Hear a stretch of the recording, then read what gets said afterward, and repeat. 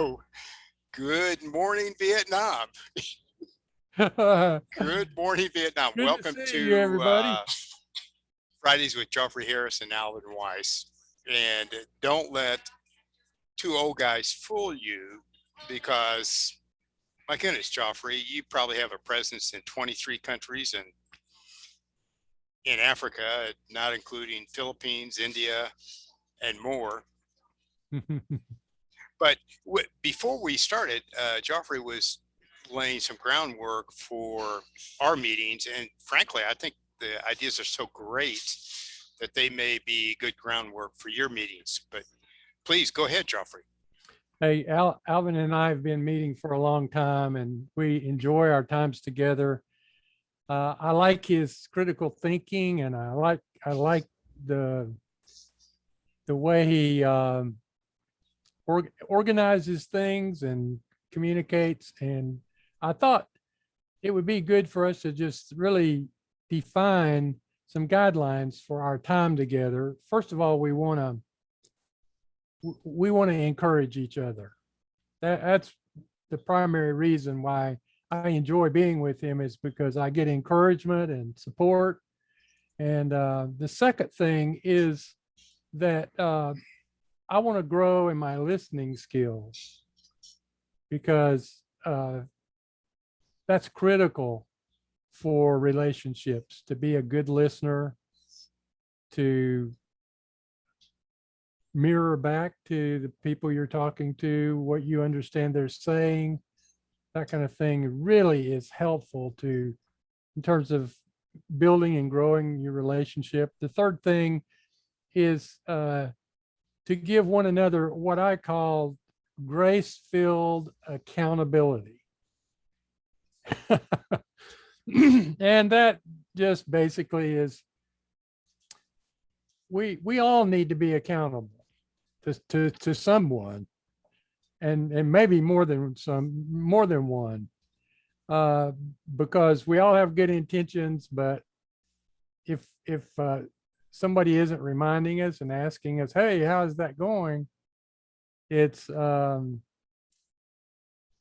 we won't do anything, we won't make progress. So I have, Alvin and I in our relationship have worked hard at these three things, but we need to work harder, because they're very, very important part of all of our relationships. So I just suggested that to him as we begin. Sure. And then regarding number 3, grace-filled accountability, Geoffrey will be strong on the grace-filled, and I'll be strong on the accountability portion. It's definitely not my strong suit, but yeah, it's a value worth working towards. But we've met for a number of years, and Geoffrey's working on a big project in the ministry field, and I'm working on an online information product. And one thing that we wanted to do on our Fridays with Geoff and Alvin is to create a format that I called KaiZen. Now, it works. Every time you use it, it works. It's worked for me for over 35 years. I mean, I started using it before I even knew it had a name, when I was coaching soccer. And it worked with 5-year-olds. In fact, my experience with 5-year-olds is about age 8 or 9, they started using it themselves. So, I mean, there's no excuse not to use this. And it's a technique. You just put it in your brain and use it. Number 1 is KaiZen is KaiZen. It's Japanese, stands for improvement. The way it's practiced is continual improvement. In other words, I don't compare my metrics to Geoffrey, nor does he compare his metrics to me. We look at our own and we try to continually improve those. And we do that by, after every task, actually during a task or a project, ask 3 questions. Number 1, what went well, or what is going well? Number 2, what did not go well, or what is not going well? And number 3 is, what 1% improvement can you make immediately? And you can see immediately if you're coaching, even coaching a game, you can use that immediately. And then when your team members, whether it's in business, ministry, or on the soccer field, once they understand how to use this, they become their own coaches. and they coach Yeah. live. And Yes. I just want to reinforce how this works. At about age 5, not my age 5, but age 5 of the players, I started using this with little grade school soccer players. And then about age 8 or 9, they started using it live on the field. We used Mm. it after every practice. We used it during halftime. So I'm just saying that this is not just somebody's dream or somebody's idea, nor do you go somewhere some weekend and get a certificate in it. You don't need that. You just need to use it every day and it works. So that's Yes, our sir. format here. And I do want to give people a little bit of a backstory, because you can look at two old guys in a Zoom room with headsets on, and you can quickly discount them because they're too old, they're not relevant, they don't know much of anything. Yeah, we are old, but we're definitely relevant. I mean, Joffrey has a ministry called Natural Discipleship that he was using in the US of A in Orlando, Florida. And then we together work via social media. And right now, how many countries in Africa, Joffrey? 23 countries. We have over 50 pastors and leaders that we're working with. And I also know you have contacts, connections in the Philippines and India, correct? Correctly. Nepal, Myanmar. We have clients all over the world. Yeah. And I was working all week, all day with some people that they're what I call online thought leaders. They're developing online information and physical product businesses. And they touch, I don't know, 130, 120 different countries. I'm not going to list them all. So please, pay attention, because what we're sharing and the process we're sharing, even though, yeah, we're old and we might be slow, it is relevant. You can apply it to your business, to your ministry, to your team today, immediately. And so what we've decided to do, and this is, guess what? We're always I look at everything as beta version. It's always in test. So, which means it's an excuse in advance. This might go well, this might not go well. But if we would, Joffrey, and we don't have to follow that structure 1, 2, 3 all the time, because I might interject with an idea or improvement.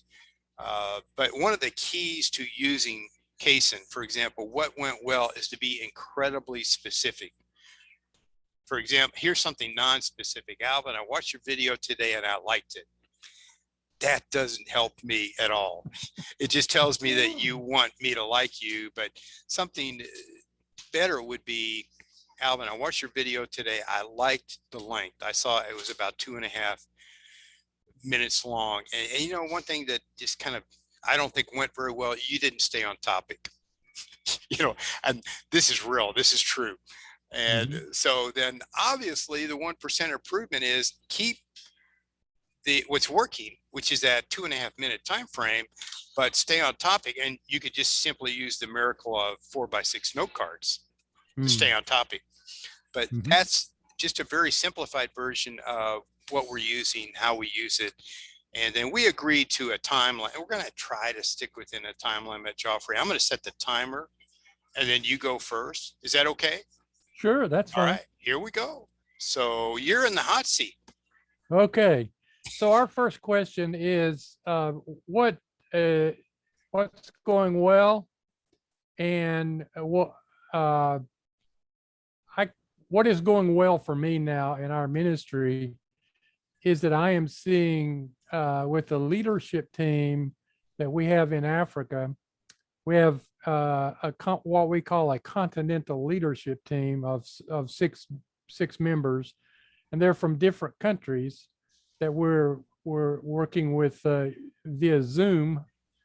And Ethiopia, 2 in Kenya, 1 in Malawi, 1 in Sierra Leone, and actually 2 in Sierra Leone. Our continental coordinator or director is also in Sierra Leone. But what is going well is we've been training them in spiritual multiplication through discipleship. And I had a meeting with all of them this week, and the multiplication is really going well. we're seeing each of our leaders, our continental leaders, are multiplying in their own church, in their own country, and they all have people that they're working with and taking through our training outside of their country. So they're helping reach the other 31 countries in Africa, which is our goal, 54 total. So that's what's going really well. Multiplication is going well. And the other simple way to explain that is the big Mo. I feel like we have momentum. Ah, yes. What was And have to ask you the obvious question. Was that something easy to establish, or did that take time?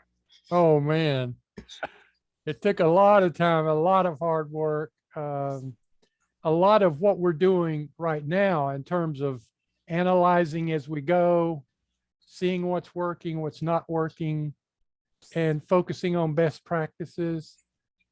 And those kinds of things have all contributed to the momentum that we're experiencing now. So you are one of those overnight successes, but it took you 15 or 20 years to get there. I was sharing with some friends of mine the other day, you know, that I've been doing discipleship for most of my life. Right. And the last 3 years have been the most fruitful season of my ministry. So it only took me 70 years to really get it and finally do it right. But you know, it's interesting, Geoffrey, when you make a sports analogy, people don't often remember the first 3 quarters, but they remember that fourth quarter. They Yes, remember that's true. that final drive in the last 20 seconds. That's what they true. remember. But Yeah, hey, I want to back up and I want to ask some questions, because this will help our audience. Because you set up, when you talk for about 3 or 4 minutes, you really describe 5 or 6 years of work. Like, so here you sit in an office, your global office in the bedroom in Orlando, Florida. I sit in my global office in corner of Panera Bread. But how in the world does a guy like you get into 23 plus countries? What technologies, what tools have you used? well, thankfully I had a great coach. That's the first thing. Find somebody who knows a lot more than you do about it. Alvin has been my technology coach, and I'm so grateful for all that he's done to help me, because there's a lot of things about technology I didn't have a clue about, and still don't, for that matter, a lot, but because things change so quickly. But he helped me be able to develop some work with social media, Facebook, to be able to put together an image to communicate, a system to be able to contact people who are asking to friend me, but a way basically to generate friends, you know, through the image that he helped me with. And we began to use it with one guy in Africa who I started coaching, and it began to spread, and it blew up. Basically, it blew up. It was a picture of a little boy sitting behind a Bible. You could just see the top of his head, and on one side it said the Holy Bible. On the other side, it had a graphic that said "Time to read a good book." That one image captured the audience that I was trying to reach, which was pastors and Christian leaders, because I wanted to find influencers in Africa who could influence a lot of other people. And when they scrolled through on social media and they saw that image, it immediately caught their attention and caused them to stop and explore a little bit more about who sent this and and so forth. And I started getting friend requests, and I Well, got and hundreds of them, hundreds of friend requests.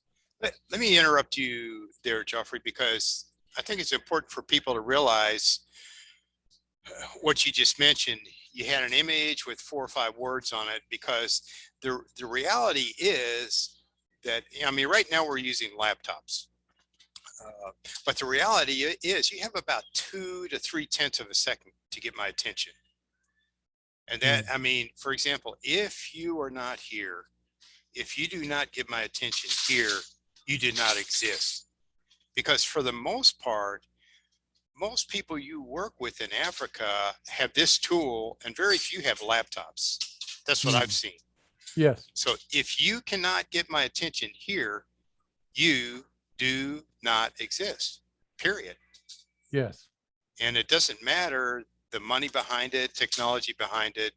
But if you don't get, I mean, I heard this years ago, and it was hard to believe, but the 7 diagonal inches across the face of your phone are the most valuable pieces of real estate in the world. But go ahead, please. And because of that, you can go anywhere in the world Yes, instantly with people. So I don't know. Have I answered your question? Or No, that's fine. That's pretty I mean, specific on what's going well, and the fact that you have developed leaders. And yes, I mean, what piece of that right now are along the journey did not go well? well, I had to do a lot of hard work to figure out who in Africa was serious about what I was serious about. Okay. And so what that led to was an, a long process of developing what I would, for lack of a better term, call a vetting process. Well, and excuse me. please, yeah, be clear about that, because coming from the business world and the sports world, I'm familiar with that. In other words, if somebody is not performing, not working, they're really short term in the business world. Mm-hmm. Unfortunately, in the not-for-profit world, church guys in the church world, sometimes we accept anybody that can, fog a mirror. And, Yes. and the results are commensurate with that. So tell us specifically about how you vet and what characteristics that you want in a leader. Well, we obviously we don't want to exclude anybody automatically. We Right. want everybody to like what we like. But the Right. reality is everybody is not going to be interested in Christian discipleship. Right. And so I was, my hope was even when I got to contacts with pastors and Christian leaders, a lot of them had other motives for wanting to contact me. Right. And they knew what I was doing based on some of the information in my profile, but they had other reasons why they wanted to talk with me. And I wanted to be sure that I invested my time in the thing that was most productive in my call and my purpose, which is the great commandment to love God and love others, and the Great Commission, which we were called to go make disciples of all nations. So I wanted to talk to people who were genuinely interested in that. So the way I did that was developed 2 emails when people got in touch with me and wanted to friend me, and I sent them those emails, and without going into a lot of detail on them, I asked them more questions. Right. About this is what we do. This is how we can serve you as a Christian leader. If you're interested and you want to pursue this conversation, let me know. And that that vetted a lot of people. They figured out, oh, this is what he's doing. That's not the kind of person I want to pursue a relationship with or talk to. So they vetted themselves Right. basically. Right. And then the ones who liked what they saw or heard in that email, and they liked what I was offering, and they were interested in knowing more about it, um, sent me their email address, and I was able to follow up with them and explain the next step. You're vetting, people would want to know, you say email, are you using email a lot, Messenger a lot, WhatsApp a lot? What tools are you using? Yeah, we're using primarily using Messenger Okay. for the primary contacts. Now, a lot of Africans prefer WhatsApp Yes. for their communication, and so we have that as well. So for those who choose it or who want to use it, we will talk with them email using WhatsApp. Right. Yeah, I just think a lot of us it's easy to get stuck. To be you so accustomed to a phone call, and most people today text, and maybe so accustomed to email or messenger, and then globally the tool to use is WhatsApp. But if someone doesn't tell you that, or you don't have any experience, that's another hurdle, and there's a barrier there, and you don't understand why people are not working with you. Yeah. Yeah. Yeah. Well, I had the blessed occasion to be in a situation where I had more people contacting me than I could know what to do. It's like it just blew up overnight. And I have ended up, and this is modest compared to a lot of people on the internet, but Right. I ended up having have over 4,000 friends Right. who contacted me just through that way. And I set up another level for them to invited those 4,000 to go to a ministry page, which Right. even kind of vetted maybe some more people who went to a page that described more closely what I was able to do and how I was able to encourage them and so forth. And so we obviously have fewer people on the ministry page than we do on my personal page, but they're the people that are serious about what I'm serious about. And that's what I was looking for. I didn't intentionally exclude people, but I wanted to find people that were serious about discipleship and wanted to know more about it, that I could share and help, and I could learn from them.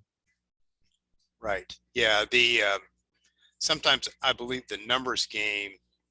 I mean, I'm guilty of this. People want more friends, more followers, more likes, more views, and the reality of it is, with 100 people or 1,000 people, you can change the world. Yeah. If they're your people. Yeah. That's right. That's right. My model was, of course, was the Bible and Jesus. Right. And I'm recalling an experience where he was talking to a lot of people who were calling themselves his disciples, and he gave them a very hard teaching.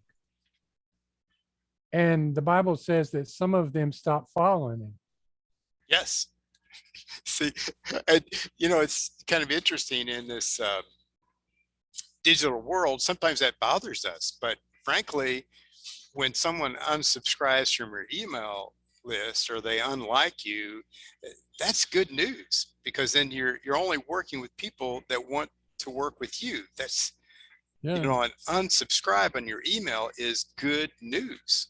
Yeah. So if people are not following Jesus and they don't want to follow me, I don't have a problem with that, Right. And besides, you've got about 7.5 billion other people. I think we get that's true. That's true. so what else could you share that along the way, or even currently, is not working well, or not working as well as you'd like for it to work? Well, for me, I am I run a nonprofit Right, corporation called PowerPoint Ministries, and one of the challenges for me now is as we're growing, the business is growing, the the responsibilities for the business is right. growing, and I'm faced with the challenge of I've been a one man band, Right. and I can't do that anymore. I've got to delegate. I've got to get more help, and I've got to delegate to my weaknesses. Yeah, exactly. Excellent point. And there are some things in the business world I like. There are others I detest. I don't want to do them. I don't like to do them. Really? And there are other people that are so much better at it than I would be. So that's I guess I would call it a weakness right now. I've got to make some decisions as the leader of who I'm going to delegate to, how I'm going to delegate, and do it quickly. Right. Yeah. In actually, when people are doing something digitally, it's not really, uh, let's say, common for you and me in our age group, but currently, what I'm doing more and more of is you find a virtual assistant, you know, Hmm. and yeah, I mean, you actually have many because they're your leaders in Africa. Yes. Those are Yes. your virtual assistants, and the I mean, the way it works today for areas where they are not your strength or your special sauce, you can hire, and by hire, I mean money or volunteer virtual assistants. And that way you have more time to just stay in your genius zone. Yes. And my goal is to shift the responsibility to the national team. Right, I mean, I'm doing this from a half a world away. right, They're there, and they can. And so one of the guys on our continental team, I'm in the process of promoting to be the continental leader, and I'm beginning to think through a ministry description for him. What is it that I can? What are his strengths now? What can I delegate to him to right. do instead of me trying to do it long distance myself for everybody, all the leaders in Africa. I mean, think about this: 23 countries, over 50 pastors that we're working with that are in some stage of our training, and we're trying to identify one person um, in each country of Africa that will coordinate a movement of discipleship. Right, So I'm trying to figure out, how do we get that done through a national team right, that can do the same thing that I've taught them to do. And they're beginning to do that, but we've got one guy who is a leader. So I'm thinking, I'm just talking out loud right. with you Sure. here. I'm thinking of, making him something like the COO, Right, the chief operation officer, and begin to delegate to him some of the responsibility of working with the leadership team to follow up their contacts, their ability to reproduce other disciple makers and train other leaders, and be able to reach other countries. yeah. I mean, if And I just measured those three metrics, right, that would tell me, is it working? Are we really creating a continental movement of discipleship? right. And what I see and what I hear is that, systems are incredibly important, And then flexible systems are important. For example, you and I've had some phone calls on Zoom, some experiences that didn't go well. And it had to do with our just misunderstanding or not being flexible enough to someone else's environment.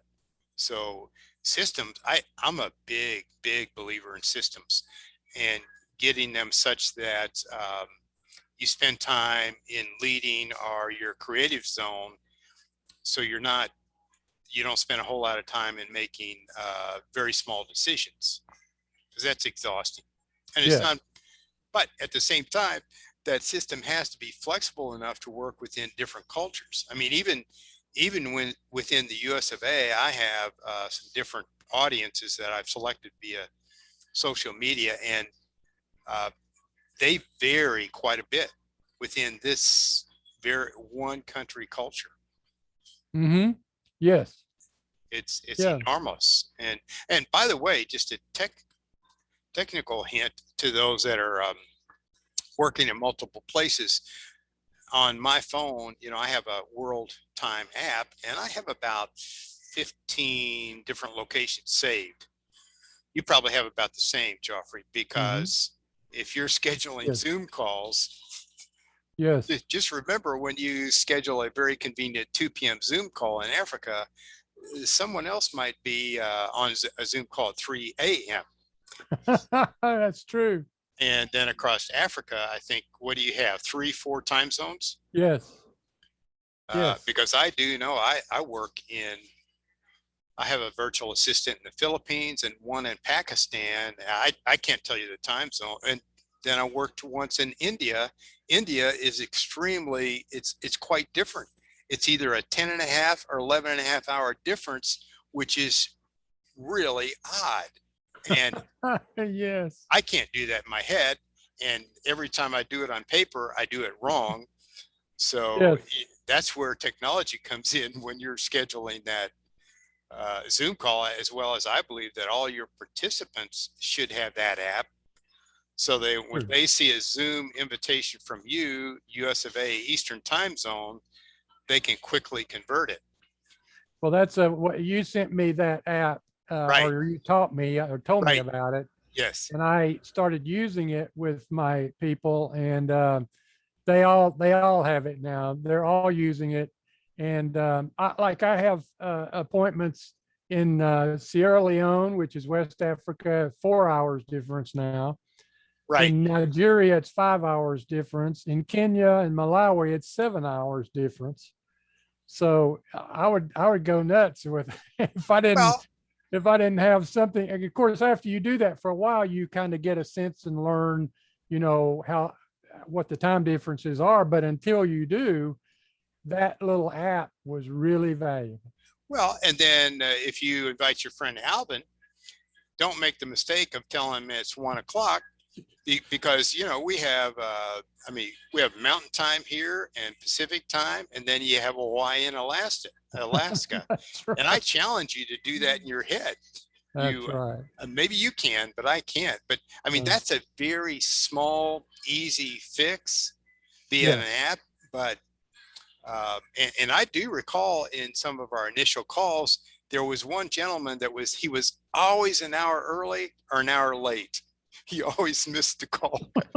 Yeah. And I didn't feel too bad about it, because I kept reminding him, you download this app, because one thing and it relieves you too, because if you send out a Zoom invitation and you try to extrapolate that across 4 different time zones, you're going to make a mistake, nearly guaranteed. Yeah. Maybe you won't, but I will. That's the reason I think I believe in grace filled accountability. Okay. If I didn't try to practice that, I would go crazy. Yeah.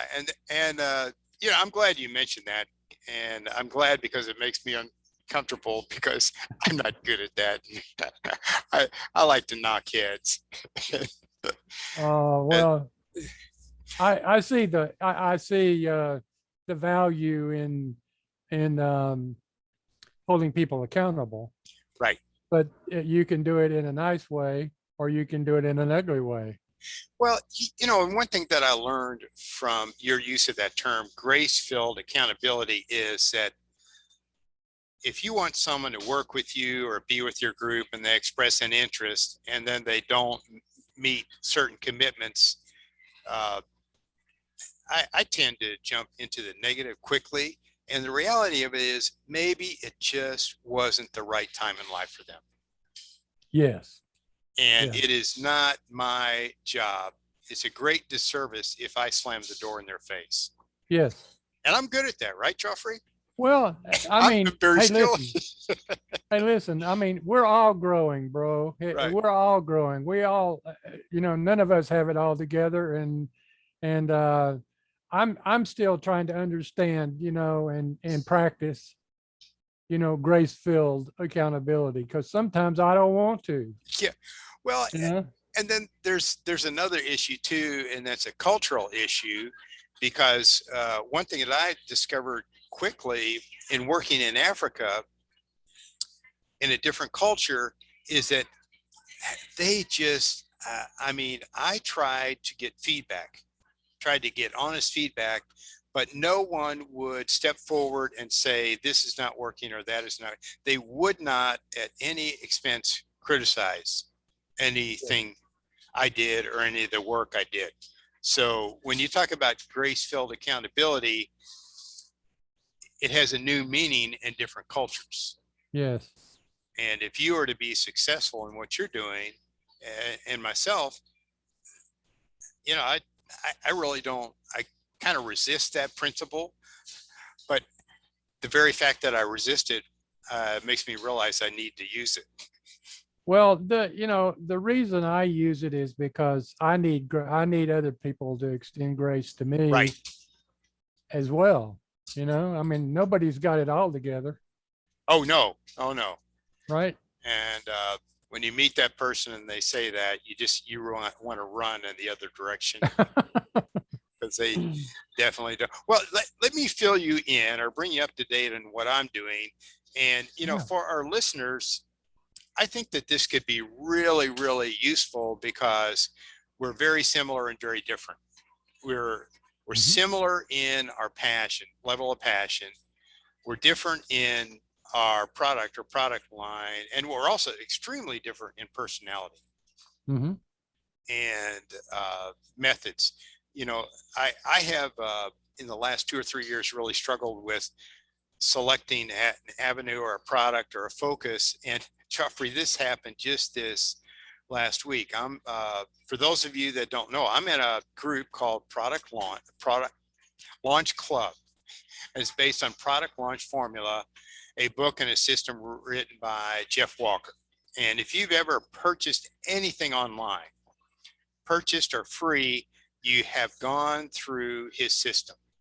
Mm-hmm. You've been a recipient because he started this 25 years ago before anybody was doing anything online. And the only thing that was available online was email. And if you received one email a week from someone, that was extremely responsive. Now you can receive an email every other day and 2 texts during the day if you're in a group. But so, and the club or the Facebook group is called Launch Club. And I mentioned in there once that I wasn't really visible in the group because I'd be in a group like this and I would be on mute and no video. And I said, it's because I'm spend a whole lot of time and effort caring for my aging 94-year-old mother. And Joffrey, this happened just since you and I spoke. I've got some really heartfelt, sensitive responses. And then I put another post up in the group, and a normal response in that group is you will get 3 or 4 comments, and they'll be thoughtful and informative. I mean, the whole idea is to share and help each other grow, just like this call. Mm-hmm. And as of right now, there are 41 comments. Wow. 41. And they're all extremely deep, robust comments with high quality information, as well as some heartfelt heart-wrenching comments. Hmm. So, I mean, this is new news to you, is that I'm going to focus on how does a person like you and me care for an aging parent. Hmm. And Yeah. the reason is I just got so much response, and also it's a passion of mine. You know, as we age, we don't often, as I get older, here's what I discover. I find out that I get more and more ignored. Mhm. And I especially get ignored in this kind of environment because you're too old to be global. No, I'm not too old to be global. You look at me that way because you, youngster, have become irrelevant. You're using old tools and old technology, and you don't realize that a guy sitting in a bedroom in Orlando, Florida, or a guy sitting at a corner table in Orlando, a corner table in Panera Bread in Springfield, Missouri, can run a global organization. You just don't Mhm. realize that. But as an aging person, I just find that we get more and more ignored. Mhm. And then I also, some of the comments were just, they would bring you to tears, how they struggled caring for an aging parent and how it was the best thing that ever happened in their lives. They Wow. experienced more personal and spiritual growth during that period because of the Wow. reality. Oh, Joffrey, it will bring you to tears. It, as well as everyone that became involved in that or is involved in it, view it as a mission. And the Uh-huh. healthcare industry does not adequately prepare us for this because it's emotional first. Yes. It's incredibly physically exhausting. Yes. And then there's a list of do's and don'ts, and here, do that. It's just like a simple thing like telling people, if you're going to work internationally, get a time app and have everybody on your team have that app and have the same app. That Yes. solves a huge global problem. Yes. And you know what? No course ever taught me that. Mm. I learned that by one time I was extremely irritated that I had to get up at 4 a.m. for a 2 or a 3 p.m. phone call in the afternoon on your behalf. Since then, I'm no longer angry about that, but it irritated me. And then the point is, if we were to see that reality, we might do things differently. That's Yeah. all. Yes. So I'm saying caring for an aging parent, the same. Here's a very small thing, but it's a huge thing. I prepare medications for my mother twice a day, Uh-huh. morning, evening, and she can no longer swallow adequately. It's part of her Mhm. aging. So she can't swallow a pill. Cut the pill in half. She can't swallow it. And some of these medications are just necessary. They're not optional. They're Yes. necessary to living. Well, I was taking a wooden spoon and a small bowl, and I was crushing them every morning, every evening. Mhm. Do you realize that if you go to Amazon, you can buy a pill crusher? Did you know that? Oh no. I didn't know it either. So I've been doing this for a year. Oh my And of goodness. course, when you pound it, sometimes the pill jumps out and goes in the pot of soup for Yeah. the store. I mean, Yes. it's funny, but it's not funny. And then, of Yes. course, when I pound it, sometimes I don't get it small enough, and then she gags on it. Uh-huh. Now, that's one item that the Yes. medical profession doesn't tell you that I'm going to deliver in this course. And it has saved me so much time and so much aggravation. Also, I know that she gets 100% of her meds every single day, Yes. but that information is not available.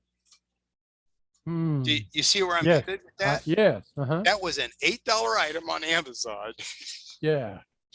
That's Uh, that's that's incredible. and this doesn't count and one thing I'm doing, Joffrey, this is for our audience and also for Joffrey, and it helps me clarify my thinking, is the number one thing on the list in the course will be, number one, when the oxygen mask drops, you put it on yourself first before you put it on your 4-year-old or your 94-year-old mother. You've Okay. got to Yes. take care of your physical and spiritual health first. Yes. And Yes. Joffrey, let me, You've got to write a book on all of this stuff, Alvin. You got to write a book on all this stuff because I would like I'm to doing have it. it to give to my daughter to take care of me. Oh, Joffrey, I'm telling you, I'm in a group that is really hard charging and they give great information. And usually when there's a hard hitting post, there are 3 or 4 comments. In the post Mhm. that I made, 41 comments. It's only been up 3 or 4 days. There's a lot of people in this world that are in this situation where their parents are aging and they don't have a Oh, clue, what to do. But and a lot of times they just end up putting them in a home somewhere and oh yeah. And hoping they for the best. don't want to. They feel guilty about it. And the care in the home will never be the level of care I give to my mother.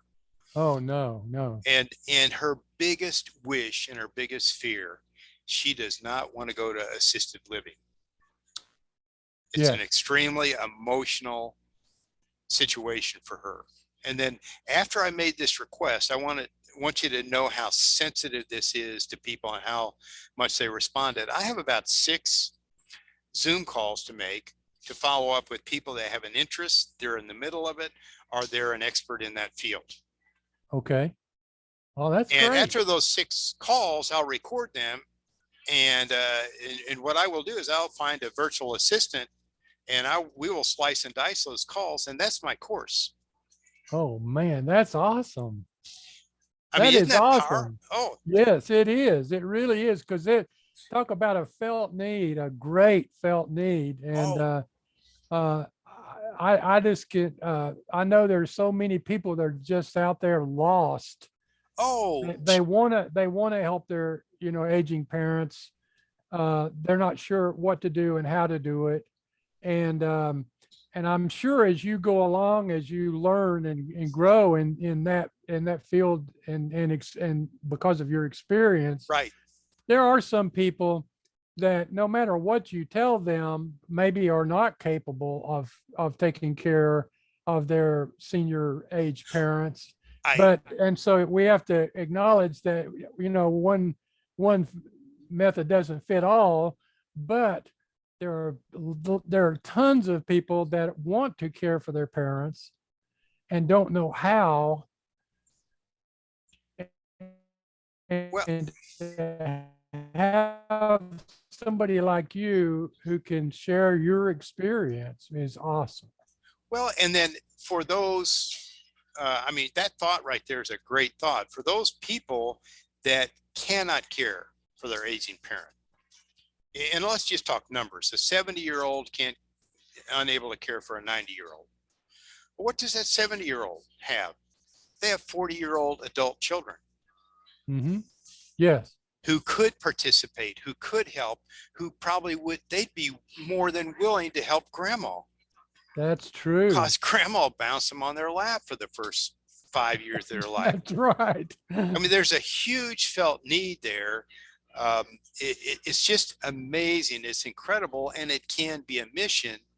And I also know that you can take any idea, and we've talked about this at length, like what you do. You give it away free, you give away free, you give away free, and then people will tell you what they want. They will also tell you what they're willing to pay for.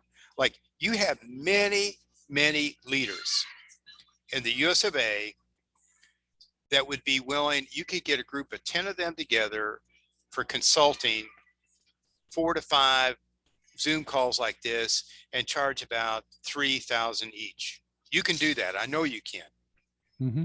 because the market wants it. Yeah. And so what I'm saying is I can do the same thing. And I want to offer this too as an encouragement to people, because I couldn't see this for 2 years. I've been in the middle of this for 2 years. I could not see it for 2 years because I had my nose against the brick wall and I couldn't see the brick building. Yeah. Yeah. So most people, not, yeah, many people are in a situation where their biggest problem might be their biggest asset. Mm. Look at the Wow. church. The That's church something is to remember. the Say church that is again. most people are in a situation where their biggest problem might be their biggest asset. Look at the church. That's a life lesson. Look at the church. We cannot get high quality men and women to come and stick and get really involved. They want to come, they want to experience it like they go into the movie theater, go home, and then be done with it. Yes. That's a big problem. Yes. Geoffrey Harris has the solution, and it's not something where you get certified. It's not something from a college curriculum. It's something that works.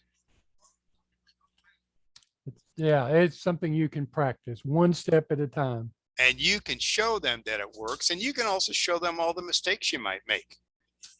Sure, I can share a lot of that with them. It's just like KaiZen, KaiZen. Many people will look at that and hear that from me, and they kind of roll their eyes because it's too simple.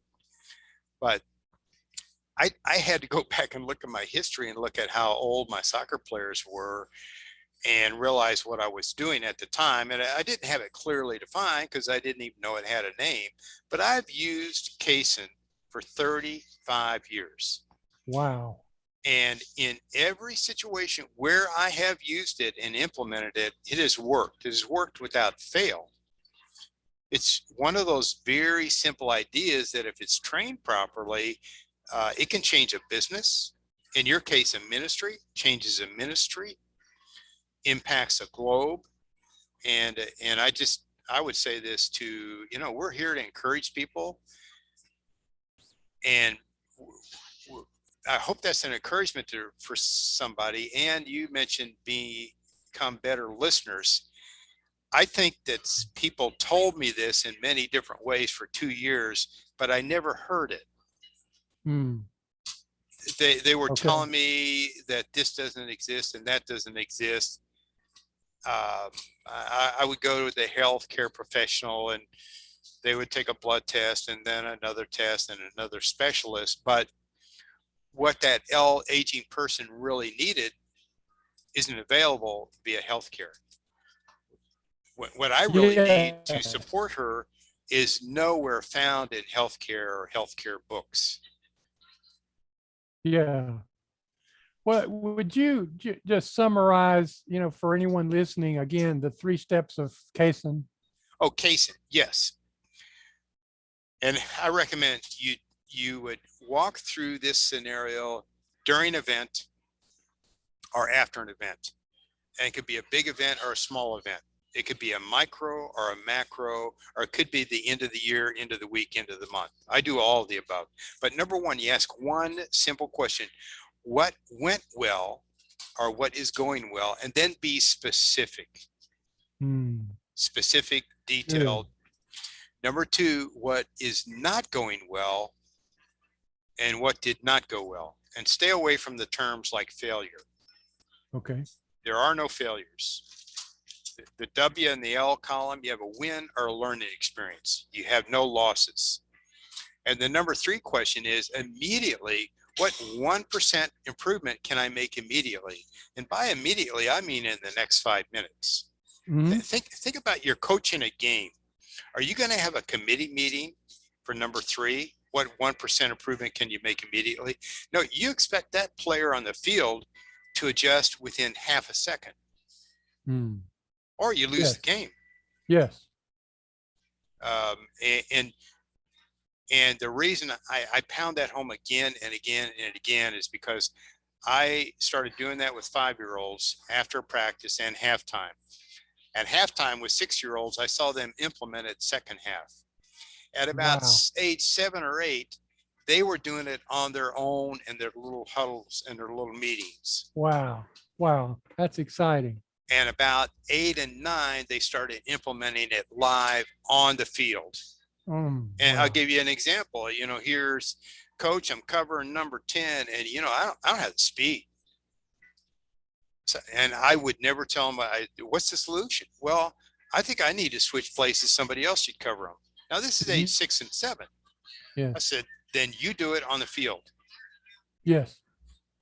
So what if you were to take your team like that, Geoffrey, and not micromanage so much? When I say you, I mean everybody listening.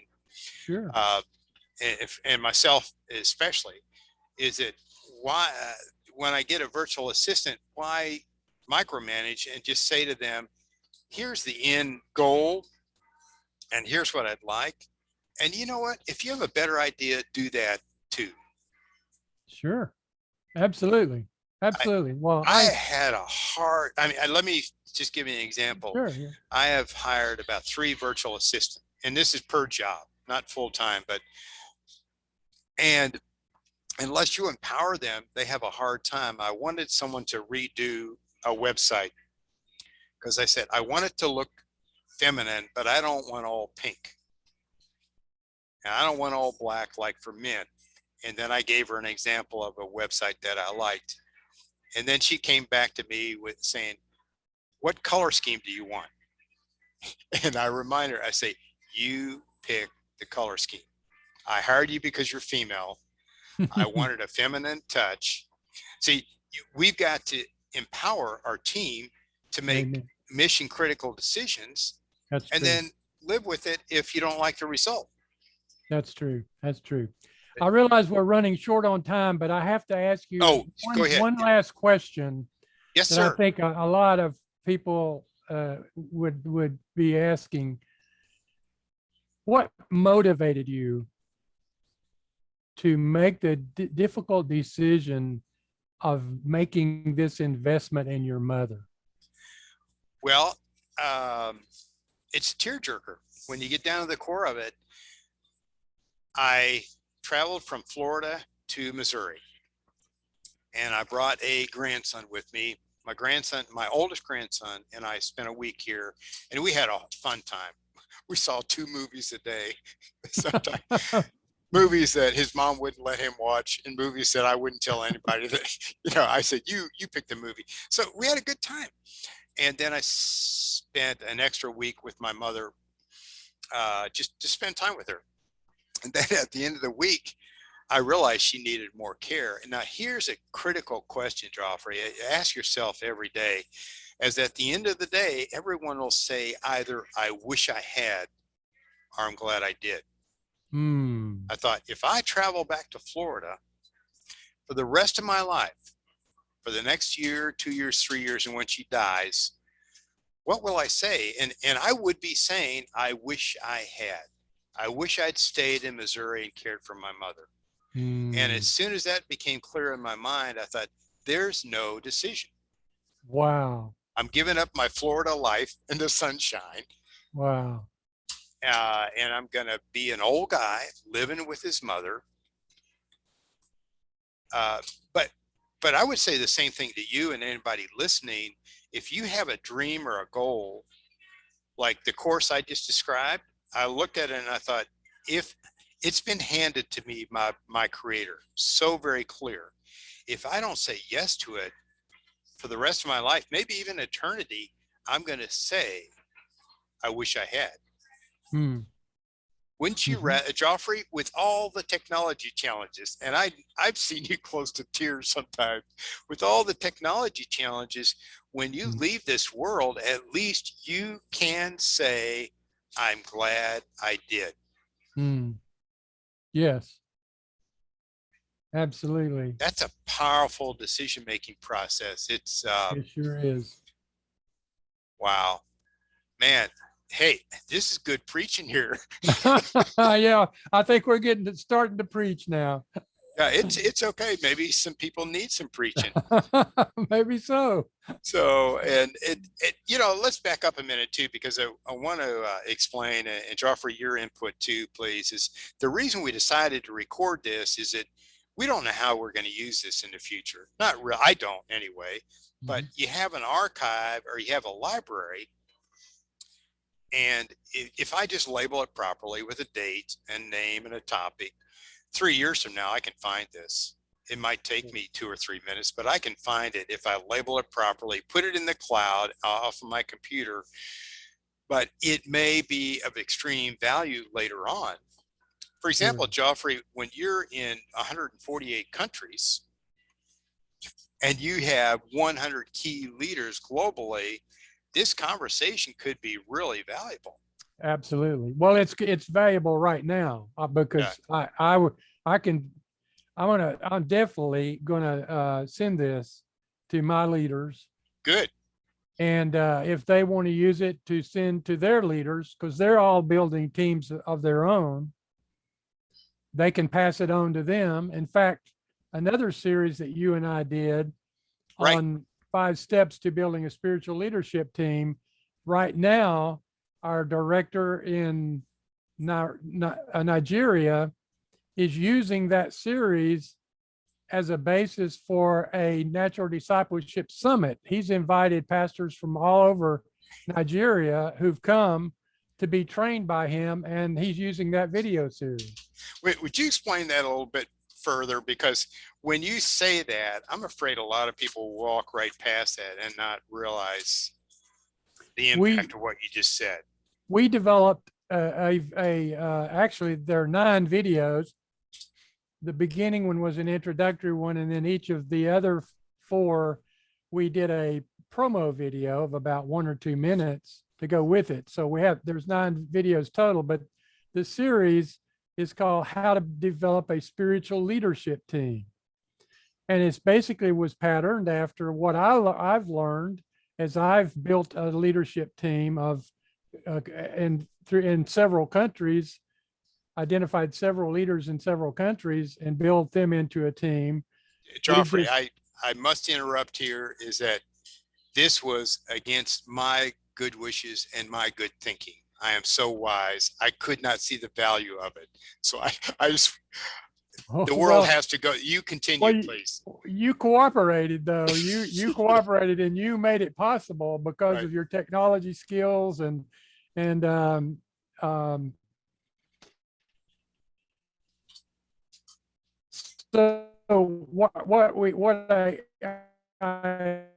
we put this video with these videos together, training my leaders in the basics, the 9 steps of the basic course. I said, now we have another level of training. I want to help you build your own leadership team. So I want you to multiply through individual pastors, but I also want you to multiply teams. Right. So I sent them those videos, and they started using them. This particular pastor did something that even surprised me. I wasn't expecting this. I finished the basic course with him. I said, okay, now I'm going to send you these 9 videos. I want you to watch the first video, take notes, and then I'm going to talk to you about what you learned. He watched the first video and he got so excited. He watched the second video and he got more excited, and he watched the third video. And then he came up, based on what I trained him in the basics, with a 4-step training session for pastors on how to build a team. And he sent it out to all of his friends all over Nigeria. And so this is pastor leaders and so forth. I think his list was about 28 or 30 people. Right.